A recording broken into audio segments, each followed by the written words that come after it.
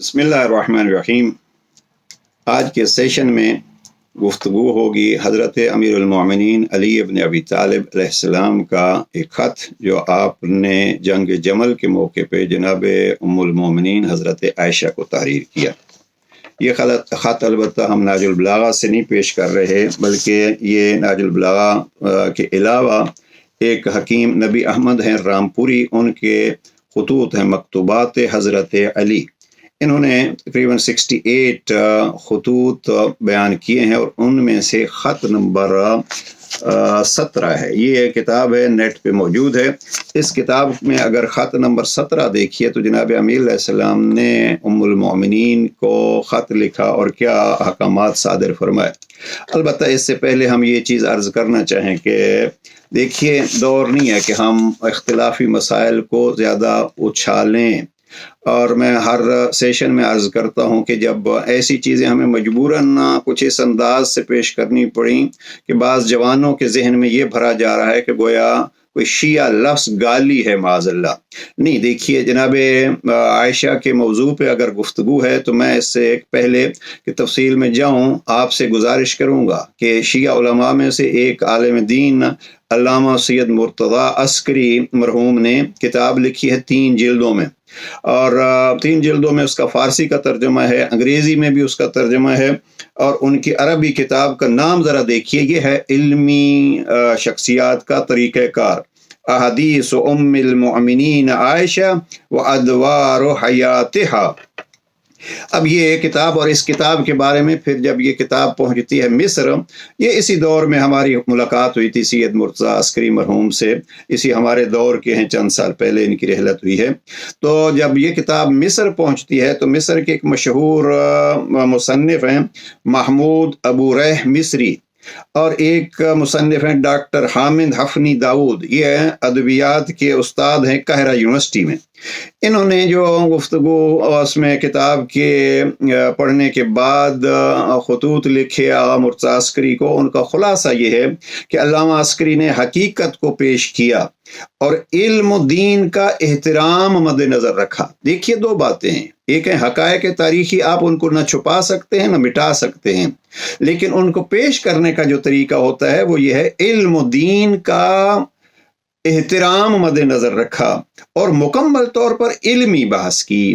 میں بار بار یہی عرض کر رہا ہوں کہ علماء کرام ان بحثوں کو علمی بحثیں رکھیے، ان کو عوامی بحثیں مت بنائیے۔ جیسے حکیم نبی احمد رامپوری نے یہ خط لکھا ہے، اسی طریقے پہ نہج البلاغہ میں بھی آپ دیکھ سکتے ہیں کہ جناب امیر علیہ السلام کی نگاہ میں جناب ام المومنین کا وہ سارا کچھ جنگ اور وہ، لیکن احترام میں حرم رسول کیا تھا۔ مثلا اگر آپ کو فرصت ہو تو نہج البلاغہ کا خطبہ نمبر 170 آپ پڑھیے، یہ تفصیلی خط ہے، اور اس کے آخری حصے میں سید رضی لکھتے ہیں منہا فی ذکر اصحاب الجمل، اصحاب جمل کا تذکرہ کیا ہے جناب امیر علیہ السلام نے، فخرجوا یجرون حرمت رسول اللہ کما تجر الامۃ عند شرائها متوجہین بها الی البصرہ۔ جناب امیر علیہ السلام فرماتے ہیں اس خطبے میں وہ لوگ، اب یہ وہ لوگ کون کون تھے سرکردہ جمل میں، ہم نہیں نام بھی لینا چاہتے، وہ سرکردہ افراد تاریخ میں موجود ہیں۔ تو وہ لوگ مکہ سے بصرے کا رخ کیے ہوئے اس طرح نکلے کہ رسول اللہ کی حرمت و ناموس کو یوں کھینچے پھرتے تھے جس طرح کسی کنیز کو فروخت کے لیے شہر بشہر پھرایا جاتا ہے۔ یہ درد علی کے دل میں حرمت رسول کا۔ ان دونوں نے اپنی بیویوں کو تو گھروں میں روک رکھا تھا، اور رسول اللہ صلی اللہ علیہ وآلہ وسلم کی بیوی کو اپنے اور دوسروں کے سامنے کھلے بندوں لے آئے تھے۔ اب یہ جناب امیر علیہ السلام نے یہاں خطبہ نمبر 170 میں ارشاد فرمایا ہے، اور اسی انداز سے سفین سے متعلق کچھ اور چیزیں بھی ہیں جو ہم اس وقت عرض نہیں کرنا چاہتے۔ بس اس حوالے سے ایک خط دیکھیے، یہ خط جناب حکیم نبی احمد نے لکھا ہے، اور اس خط کا مقدمہ بھی ایک بزرگ اہل سنت عالم جناب مولانا محمد جعفر شاہ صاحب نے لکھا ہے، اور اس اس کا مقدمہ یعنی تعارف جو ہے وہ انہوں نے کتاب کا کرایا ہے مولانا محمد جعفر شاہ صاحب نے، اور مقدمہ علامہ امتیاز علی عرشی نے لکھا ہے۔ ان کی اسناد نہج البلاغہ بڑی مشہور ہے عرشی مرحوم کی۔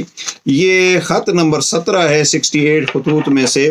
یہ خط میں لکھتے ہیں وَكَتَبَ كِتَابًا آخَرَ إِلَىٰ عَائِشَةَ أَيْضًا فِي هَٰذِهِ الْأَوَانِ بسم اللہ الرحمن الرحیم اما بعد فإنك خرجت من بيتك تطلبين امرا كان عنك موضوعا۔ ترجمہ بھی انہوں نے کیا ہے خود جناب حکیم نبی احمد خان رامپوری صاحب نے، کہ اس موقع پر حضرت عائشہ کو بھی آپ نے ایک خط تحریر فرمایا۔ بسم اللہ الرحمن الرحیم اما بعد، آپ اپنے مکان سے ایک ایسے کام کے لیے نکلی ہیں جو آپ کو معاف تھا، جس کی ذمہ داری آپ پر نہ تھی، پھر آپ اپنے خیال میں اصلاح امت کی خواہاں ہیں۔ آپ یہ تو فرمائیے کہ عورتوں کو لشکر کشی سے کیا واسطہ؟ آپ اپنے خیال میں عثمان کے خون کا مطالبہ کر رہی ہیں، حالانکہ وہ بنی امیہ میں سے تھے اور آپ بنی تیم ابن مرہ میں سے ہیں۔ میں قسم عرض کرتا ہوں کہ جس شخص نے اس کام کے لیے آپ کو ابھارا اور گھر سے نکالا وہ سب سے بڑا گناہ گار ہے، لہذا اے عائشہ خدا سے ڈریے، گھر واپس جائیے اور پردے میں بیٹھیے، والسلام۔ یہ خط انہوں نے تذکرۃ خواص الامہ اور الامامہ والسیاسہ کے حوالے سے لکھا ہے۔ ہم نہیں اس تفصیل میں جاتے، ہمارے پاس یہ سیاسہ امامت و سیاست بھی موجود ہے، اور یہ تذکرۃ الخواص بھی ہمارے یہاں پڑھی ہے۔ تذکرۃ الخواص نے تو علی کی عظمت کے عجیب جملات لکھے ہیں۔ میں یہ اپنے جوانوں سے عرض کرتا ہوں اور علماء کرام سے کہ حقائق کو بیان کیجئے، لیکن حقیقت مثلا ایک بزرگ، اب نام لینا مناسب نہیں ہے، ان کی گفتگو سن رہا تھا تو بنی زبہ کے کچھ افراد نے جناب ام المؤمنین کے سامنے کچھ اشعار پڑھے تھے۔ وہ بڑے جھوم جھوم کے ان اشعار کو پڑھ رہے تھے کہ بنو زبہ نے اونٹ کی تعریف کی اور ہم آپ کے اونٹ کے سامنے مر مٹنے کے لیے تیار ہیں اور یہ چیزیں۔ تو ان سے گزارش ہے کہ دیکھیے یہ چیزیں حقیقت میں اگر آپ بیان کرنا چاہتے ہیں تو پھر ان چیزوں کو بھی بیان کیجئے کہ جناب عبداللہ ابن ابی سلمہ نے بھی کچھ اشعار پڑھے تھے، اور الکامل فی التاریخ ابن الاسیر میں دوسری جلد میں یہ اشعار موجود ہیں۔ فَمِنْكِ الْبَدَاءُ وَمِنْكِ الْغَيَرُ وَمِنْكِ الرِّيَاحُ وَمِنْكِ الْمَطَرُ وَأَنْتِ أَمَرْتِ بِقَتْلِ الْإِمَامِ وَقُلْتِ لَنَا إِنَّهُ قَدْ كَفَرَ۔ اب ہم ترجمہ بھی نہیں کرنا چاہتے، اس لیے کہ یہ چیزیں کوئی ایسی نہیں ہے کہ اس وقت ان کی ضرورت ہے، لیکن کیا کیا جائے، اگر خواہ ان کو چھیڑا جائے تو اپنے جوانوں کو سمجھانے کے لیے، لیکن ہم جوانوں کو پھر یہی سمجھا رہے ہیں کہ علماء کرام کیا فرماتے ہیں، آیت اللہ خامنئی اور سیستانی جیسی شخصیات، اور پھر اگر یہ حقیقتوں کو توڑ موڑ کے بیان کیا جائے گا تو پھر کچھ لوگوں کو موقع مل جاتا ہے، جیسے یاسر حبیب جیسے افراد ہیں، اور پھر وہ کیا توہین کرتے ہیں۔ تو اس حوالے سے مد نظر رکھا جائے کہ کہیں ہم اختلافات بڑھانے کا سبب نہ بنے، بلکہ علی امیر المؤمنین کی طرح ہم احترام کا خیال رکھیں۔ اب ہم اس چیز کو اگر تفصیل میں جائیں، جنگ جمل کب ہوئی تھی، کیا ہوئی تھی؟ جب بصرہ میں یہ شخصیات پہنچی ہیں جناب ام المؤمنین کے ساتھ، تو وہاں ایک صحابی رسول جناب عثمان ابن حنیف گورنر تھے۔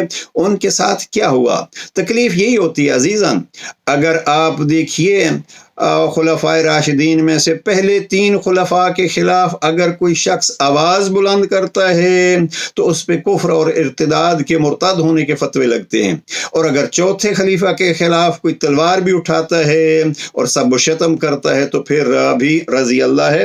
یہ تحقیقات اس انداز سے نہیں ہوتی۔ بہرحال کیا ہوا، جناب عثمان ابن حنیف کے سر کے بال، داڑھی کے بال، بھووں کے بال نوچ لیے گئے اور پھر کچھ ٹائم ان کو قید کر دیا گیا۔ جب یہ اس حالت میں جناب امیر المؤمنین کے سامنے پیش ہوتے ہیں تو جناب امیر علیہ السلام رو پڑے، اور اس جنگ جمل کے میدان میں جانے سے پہلے मैं यहाँ देख रहा था बाज़ किताबों में कि मैदान में जाने से पहले एक जाविया नाम का मकाम था, जहाँ जनाब अमीर अलैहिस्सलाम ने अपनी सवारी रोकी। सवारी से रुक के जनाब अमीर अलैहिस्सलाम ने वहाँ 4 रकत नमाज पढ़ी, और लिखा है कि जनाब अमीरुल मोमिनीन ने वहाँ अपना रुखसार खाक पर रखा, और जब बुलंद हुए तो इतने रो चुके थे कि वो मट्टी आंसुओं से गीली हो चुकी थी। क्यों कि ये मंजर भी, ये नबी का भाई और उधर नबी की जोजा। अब यहाँ अगर कोई कहे कि जी ये सारा कुछ अब्दुल्ला इब्न सबा का करता धरता था, तो यही जनाब सैयद मुर्तज़ा अस्करी ने एक किताब लिखी है कि ये अफसाना अब्दुल्ला इब्न सबा। अगर कोई मुनासिब तो नहीं है, बहरहाल ज़रूरत हुई तो किसी वक्त उसको भी हम खुलासे के तौर पर पेश कर देंगे कि अब्दुल्ला इब्न सबा का फसाना और ये अफसाना क्या है और किसने गढ़ा, कब इसको शुरू हुआ। तो बहरहाल हम ये अर्ज करना चाहते हैं कि इसमें 18,000 से लेके 30,000 तक अफराद के कत्ल होने की तारीख बयान की गई है।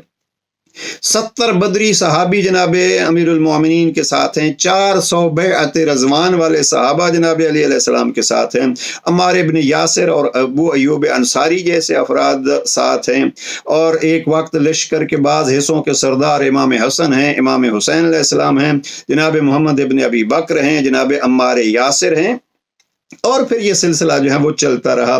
बहरहाल जो सिब्त इब्न जोज़ी ने तारीख लिखी है, बड़े ही अली अलैहिस्सलाम की अज़मत का मंजर है।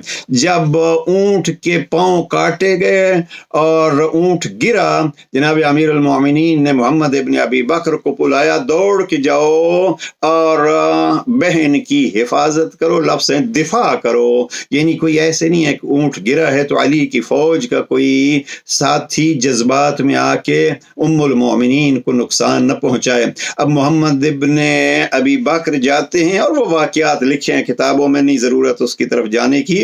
अब ये जब जाते हैं तो जनाब आयशा के साथ कुछ गुफ्तगू होती है। इसके बाद जनाब उम्मुल मोमिनीन को यहाँ से ले जाके बसरे ही में जनाब सफ़िया बिन्त हारिस के मकाम में रखा जाता है। 4 दिन वहाँ रहती हैं, और फिर वहाँ से किस अंदाज में हुर्मत रसूल का एहतराम करते हुए अली अमीरुल मोमिनीन उनको भिजवाते हैं। और इस का एक मंजर ये सिब्त इब्न जोज़ी ने सफ़ा नंबर 79 में पेश किया है। फसलुन फी रुजूअ आयशा इलल मदीना। ये लिखते हैं काल हिशाम इब्न मोहम्मद से रिवायत नकल करते हैं, फजहज़हा अलीयुन अहसनल जिहाज़। अली अलैहिस्सलाम ने जब बसरा से वापस भेजना चाहा जनाब उम्मुल मोमिनीन को, तो बेहतरीन अंदाज में कजावे बनवाए और बहुत सारा माल उनको दिया, और उनके भाई अब्दुर्रहमान इब्न अबी बकर को साथ भेजा, और 30 मर्द। ये बात मुझे बहुत ही प्यारी लगती है और अली की अज़मत इससे ज़ाहिर होती है। वो अली जो अपने कातिल के लिए भी वसीयत करते हैं कि मेरे कातिल ने मुझे 1 ज़रब लगाई थी, उसको 1 ही ज़रब लगाना। जनाब अमीर अलैहिस्सलाम वो 30,000 अफराद या 18,000 अफराद कह लीजिए वो कातिल हो चुके हैं, लेकिन जनाब अमीरुल मोमिनीन को हुर्मत रसूल का क्या ख्याल था कि वबअस मअहा अखाहा अब्दुर्रहमान फी 30 रजुलन, 30 मर्द व 20 इम्रअतन, और 20 औरतें मिन अशराफिल बसरा के शरीफों की औरतों को साथ भेजा, और साथ ये कहा कि आप जाइए, सर पर अमामे बांध लीजिए, तलवारें उठा लीजिए, मर्दों जैसा हुलिया बना लीजिए, और उनको कहा कि उम्मुल मोमिनीन को नहीं मालूम होना चाहिए कि आप औरतें हैं, और जब ये आप इर्द गिर्द औरतें रहें, कोई मर्द करीब न जाए। कुर्बान अली की अज़मत और अमीरुल मोमिनीन के हिल्म पे, कोई मर्द करीब न जाए। वकुन्न हौलहा वला यक़रबन्नहा रजुलन, कोई मर्द करीब न जाए इस महमल के اور اس انداز سے ان کو مدینہ پہنچاؤ۔ اور قیل اللہ کیف کان مسیرک، جب جناب ام المومنین مدینہ پہنچتی ہیں تو پوچھا گیا آپ کا سفر کیسا تھا؟ تو کہتی ہیں سفر تو اچھا تھا، لیکن علی نے کوئی انصاف نہیں کیا، اتنے سارے مرد میرے ساتھ بھیج دیے اور جو مجھے اچھے نہیں لگتے تھے۔ اب یہاں ان عورتوں کو بلایا گیا اور ان عورتوں نے جئنا الیہا، یہ آتی ہیں اور اپنی پہچان کراتی ہیں کہ ہم مرد نہیں، علی کے حلم اور علی کی عزت رسول کو دیکھنا ہے، حرمت رسول کے خیال کو دیکھنا ہے۔ تو جناب امیر علیہ السلام کے اس کارنامے کو دیکھیے، فسجدت، یہاں جناب ام المومنین نے سجدہ کیا اور یہ جملے کہے واللہ یا ابن ابی طالب مزددت الا کرما، اور علی آپ نے تو اپنی عظمتوں میں اور اضافہ کر دکھایا ہے۔ یہ ہیں وہ چیزیں، بہرحال آگے سلسلہ جاری ہے، ہم اس کو مزید جاری نہیں رکھنا چاہتے، اتنا عرض کرتے ہیں، یہ بار بار عرض کرتے ہیں عزیزان، آئیے تعلیمات محمد و آل محمد کو مد نظر رکھیں، ان اختلافاتی موضوعات میں الجھا کے ہم نے ایسے بھی دیکھے ہیں کہ ہمارے جیسے افراد کی ان بحثوں سے لوگ دین سے دور ہو جاتے ہیں۔ آئیے اپنے جوانوں کو دین کے قریب کرنے کے لیے تعلیمات قرآن اور تعلیمات محمد و آل محمد سے آشنا کرائیں، علی کی تعلیمات سے آگاہ کریں جو اتنے صابر اور اتنے کریم ہیں۔ والسلام علیکم ورحمۃ اللہ۔